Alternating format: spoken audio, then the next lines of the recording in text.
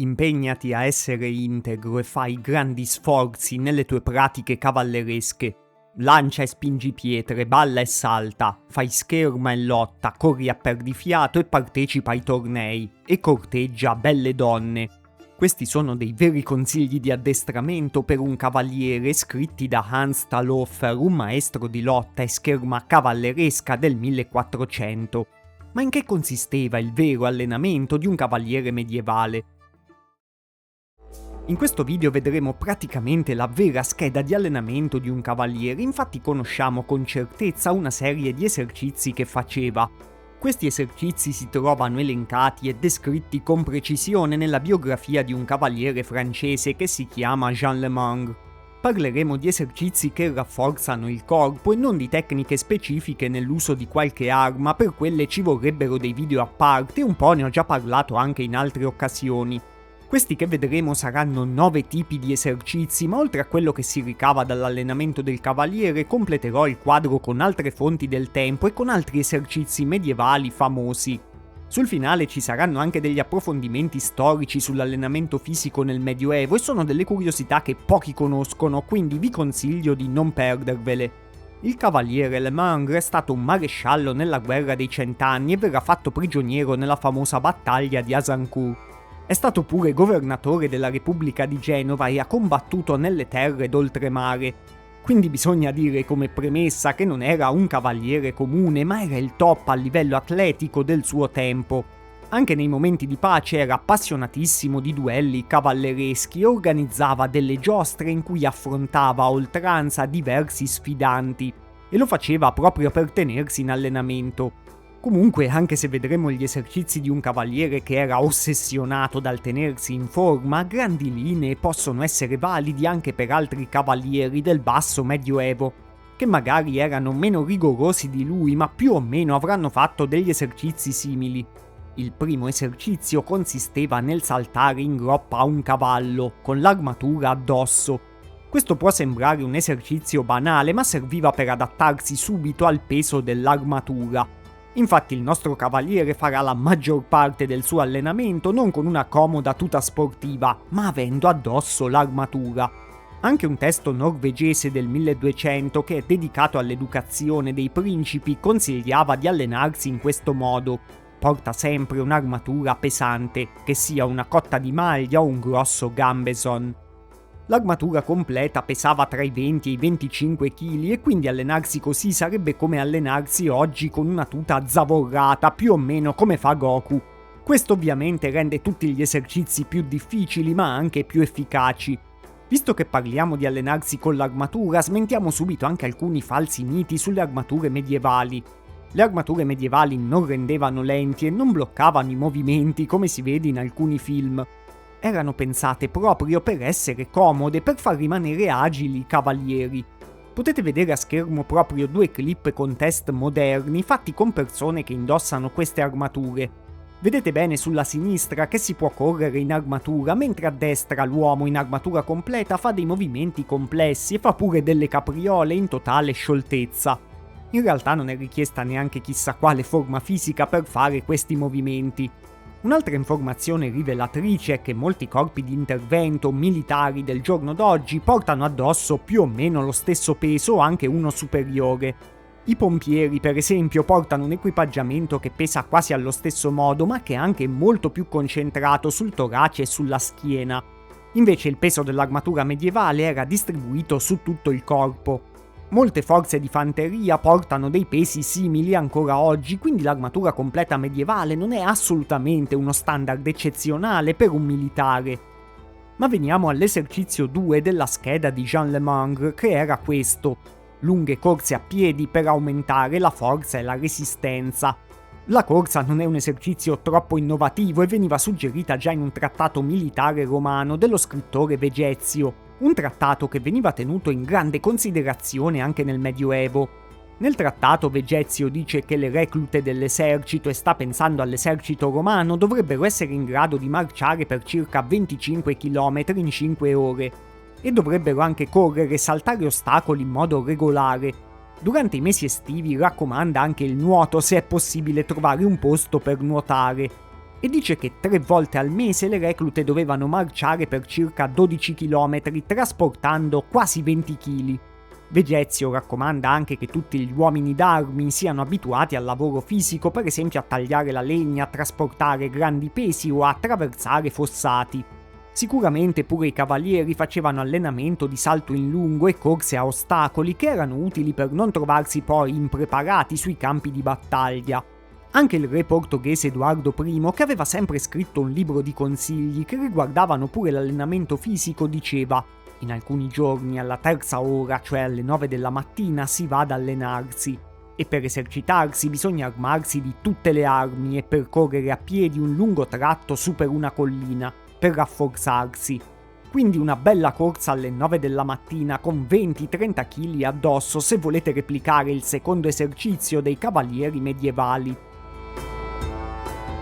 Esercizio numero 3. Il cavaliere si esercitava a sferrare numerosi e potenti colpi con un'ascia da battaglia o con un maglio per abituarsi all'armatura ed esercitare le braccia e le mani, in modo da poter sollevare facilmente le braccia quando era completamente armato. Sempre Vegezio consigliava pure di colpire un palo piantato a terra con armi di legno, che però dovevano essere pesanti circa il doppio di quelle vere. Eppure il re portoghese conferma questa idea dicendo che per allenarsi con un'arma in particolare bisogna farlo con una appesantita rispetto a quella che poi si userà nel vero combattimento. Quindi anche le armi nell'allenamento del cavaliere spesso venivano appesantite per rafforzare i muscoli. C'è un maestro di scherma italiano chiamato Giacomo di Grassi che vive verso la fine del 1500 e che però considerava questa pratica di appesantire le armi da applicare in modo diverso. Lui era contrario a questo modo tradizionale che era diffuso nel Medioevo di iniziare con l'arma più pesante e raccomandava invece di iniziare con l'arma vera o addirittura con una più leggera e poi di aumentare il peso da lì. Non raccomando affatto l'opinione di chi scriveva: per rafforzare il braccio di un uomo vuole che egli maneggi prima un'arma pesante, perché una volta abituatosi ad essa in seguito le armi comuni gli sembreranno più leggere. Anzi, ritengo piuttosto il contrario, e cioè che per prima cosa non sovraccarichi e non soffochi le sue forze. Maneggi una spada leggerissima e tale da potersi muovere con la massima agilità, perché il fine di quest'arte non è sollevare o portare grandi pesi, ma muoversi rapidamente. Ma dopo aver maneggiato per un po' un'arma leggera è necessario, man mano che sente aumentare la forza del braccio, prenderne un'altra più pesante, che gli provochi un po' più di fatica, ma non così tanta da ostacolare la sua velocità di movimento. E man mano che la sua forza aumenta, aumentarne anche il peso a poco. Così non passerà molto tempo prima che riesca a maneggiare con grande agilità qualsiasi spada pesante. Lo so che qualcuno di voi vuole sentirmi parlare anche di armature di plastica nei film e di eroi al limite dell'assurdo. E trovate tutte queste cose sul mio nuovo canale YouTube Artifacta Now. Sul nuovo canale pubblicherò video che parlano per esempio di film, serie TV e videogiochi, sempre con il mio stile di analisi storica e di indagine sui retroscena che già conoscete. Link in descrizione, non dimenticatevi di iscrivervi al canale che fa per voi per non perdervi tantissimi nuovi video in uscita.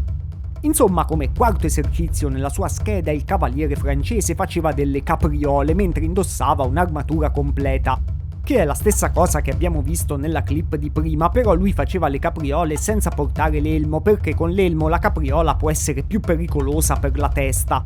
Il quinto esercizio invece può stupirci un po' perché il cavaliere danzava con l'armatura addosso. Ovviamente non è che chiamasse tutte le mattine la moglie per un ballo di coppia, faceva dei passi ritmati con molti piegamenti per allenare le gambe. E questi passi poi erano effettivamente tipici anche di alcune danze medievali. Come sesto esercizio tornava a saltare sul cavallo, ma stavolta saltava da terra sulle spalle di un uomo alto in sella a un cavallo grande, semplicemente afferrando la manica dell'uomo con una mano. Questo esercizio poteva essere accompagnato dal volteggiare sopra il cavallo solo con le braccia. Ovviamente i cavalieri in battaglia dovevano cavalcare mentre reggevano le armi, quindi dovevano saper mantenere benissimo l'equilibrio a cavallo e dovevano cercare di non cadere mai. Quindi una parte fondamentale dell'allenamento era il controllo del cavallo, imparare a fare salti e manovre con la lancia stando sul suo dorso. L'allenamento a cavallo era essenziale anche per mantenere intatto e continuo il rapporto tra il cavallo e il cavaliere. Il cavaliere doveva saper vivere in sella e l'equilibrio, la coordinazione, la familiarità con l'animale erano importantissimi. Anche se tanti cavalieri avevano più di un cavallo e a volte si allenavano con uno meno pregiato mentre si preparavano con il destriero in vista delle occasioni più importanti. Vegezio dice addirittura che durante i mesi invernali, quando non è possibile cavalcare all'aperto, è bene costruire dei cavalli di legno per allenarsi anche al chiuso. E sicuramente nel Medioevo c'erano davvero.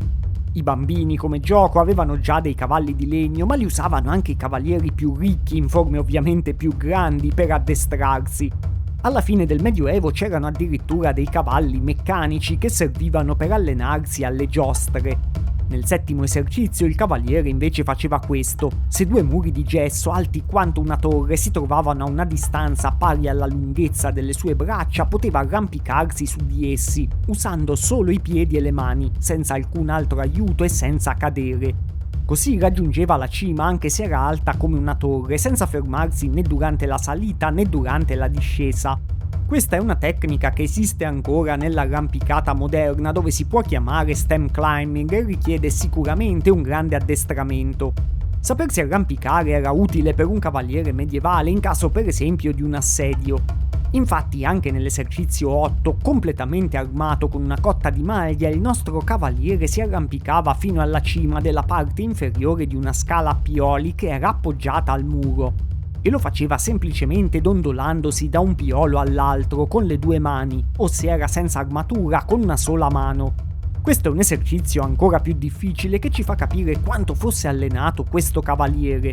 Richiede una forza notevole di presa delle mani e una forza di avambraccio e dorsali molto elevata.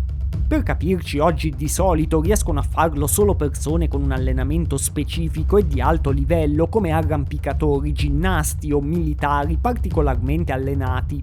Nell'ultimo esercizio competeva con i suoi scudieri nel tiro della lancia.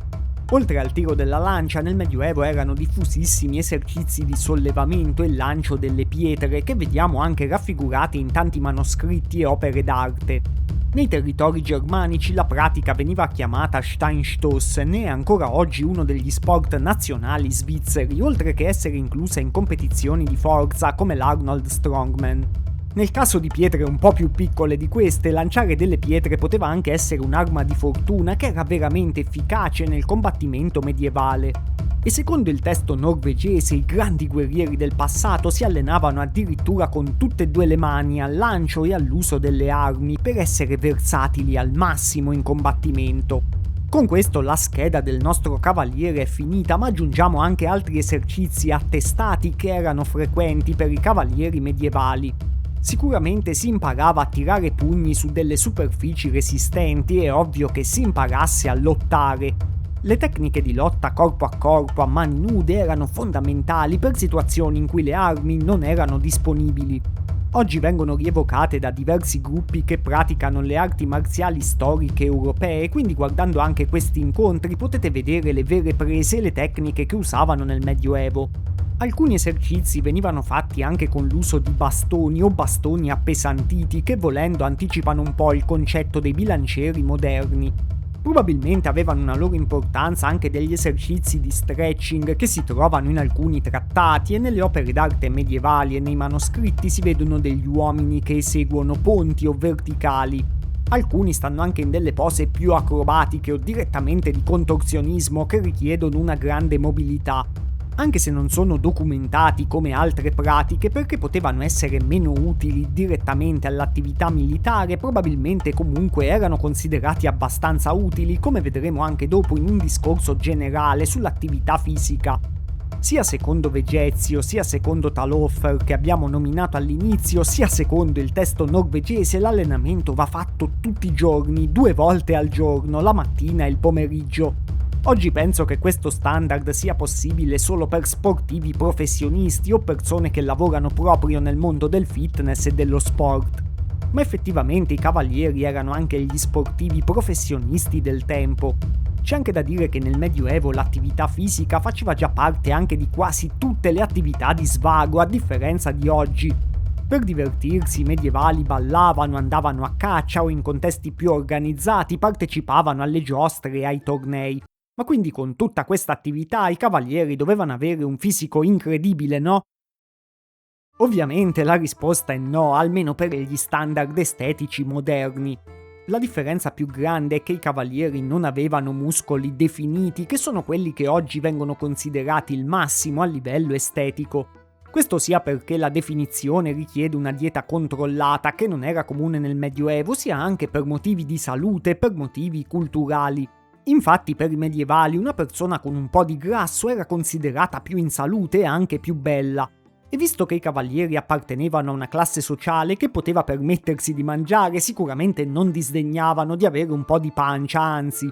Poi alcuni erano molto più attenti, per esempio sempre dalla biografia di Jean Le Mangre, gli inglesi durante un banchetto notano che non beve e gli domandano se è per tenersi in forma. Quindi forse lui era astemio perché considerava il vino negativo per la sua forma fisica.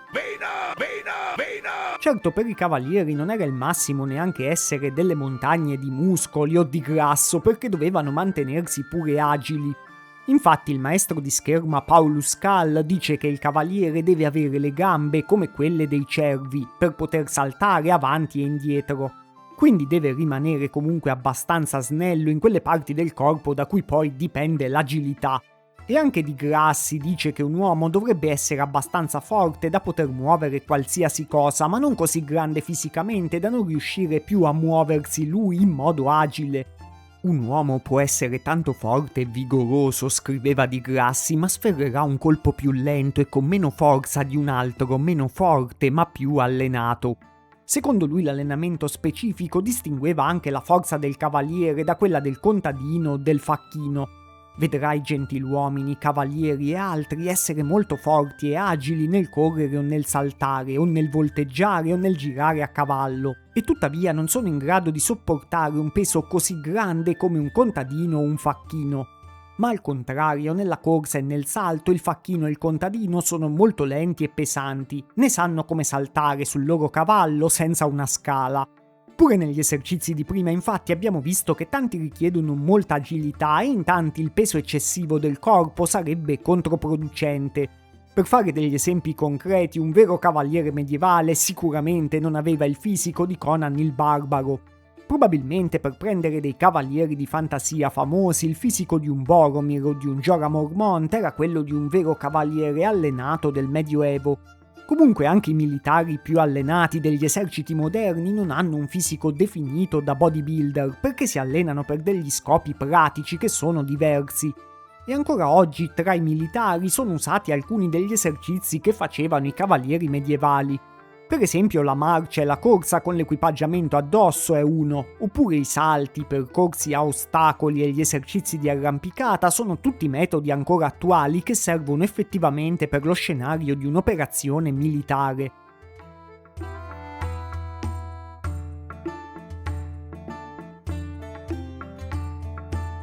Per finire parliamo anche di un quadro generale sull'allenamento fisico nel Medioevo, che penso sia molto interessante perché di solito è un argomento che viene approfondito estremamente poco.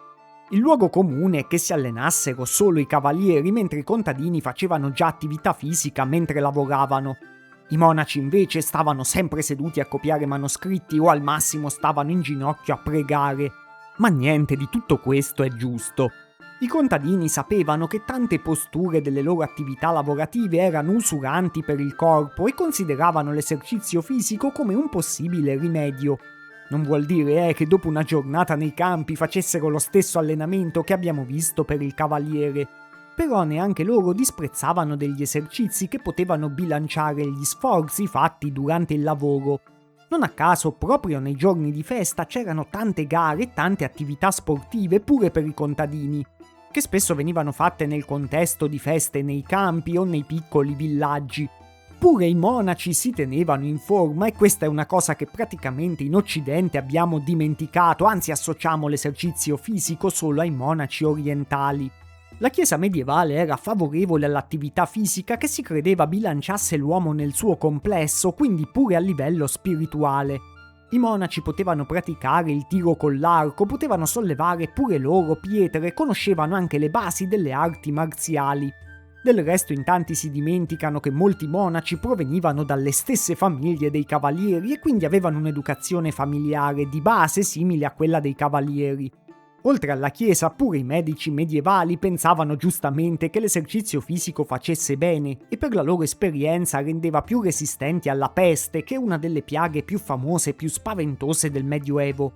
Non avevano le conoscenze precise attuali, però avevano intuito una cosa ovviamente confermata dalla scienza moderna, cioè che l'esercizio fisico rende più resistenti davanti a certe malattie. Un altro falso mito è che le donne non si allenavano perché ovviamente nel pensiero degli ignoranti di storia erano sigillate nella stanza di una torre 2 metri per 2, neanche fossero tutte raperonzolo. In realtà proprio le principesse e le nobildonne che nell'immaginario comune sono sigillate in queste torri avevano nella realtà più libertà delle donne di rango più basso e l'abbiamo visto anche in un video dedicato alla giornata del cavaliere medievale. Diciamo che mentre il cavaliere era obbligato a allenarsi perché poi quelle abilità gli servivano in guerra, le donne potevano allenarsi se gli piaceva. Però se sceglievano di farlo potevano allenarsi con esercizi simili a quelli maschili e più raramente anche con le armi. Di solito poi potevano usarle se era necessario per autodifesa e non per andare in guerra ovviamente. Anche se ci sono stati pure dei rari esempi di donne che hanno guidato la difesa di un castello. Gli uomini stessi non erano per niente contrari al fatto che le donne facessero attività fisica. Del resto abbiamo visto che nel Medioevo si pensava che facesse bene alla salute e sicuramente volevano delle donne in salute. E non erano neanche contrari al fatto che ne sapessero un po' dell'arte militare, perché se loro erano lontani e le donne sapevano difendere la casa o il castello da sole non era per niente male. Tante donne della classe cavalleresca sapevano ovviamente cavalcare perché era utile per spostarsi. Alcune andavano anche a caccia e facevano giochi sportivi per divertimento che a volte arrivavano anche a essere addirittura attività di lotta. Nelle classi più basse, se non si faceva esercizio fisico sia per uomini che per donne, il problema era più di tempo e di possibilità, come penso sia ancora oggi. Ma non per una qualche rigida regola sociale che consentiva l'allenamento solo ai cavalieri. In sintesi, l'esercizio fisico per i medievali era molto simile a come lo intendiamo anche in epoche più recenti. E se già conoscete un minimo di storia antica potevate averlo intuito, visto che i greci e i romani, per esempio, davano un ruolo centrale allo sport già moltissimi secoli prima. Certo, nel Medioevo non avevano tutte le conoscenze biologiche più specialistiche per ingegnerizzare i migliori risultati come oggi, però non vivevano assolutamente nella società così arretrata che in tanti immaginano oggi, neanche da questo punto di vista. Fatemi sapere nei commenti se sopravvivreste all'allenamento del cavaliere medievale o anche se siete esperti di metodi di allenamento moderni, la vostra opinione su questo allenamento antico può sicuramente arricchire il video. Ciao!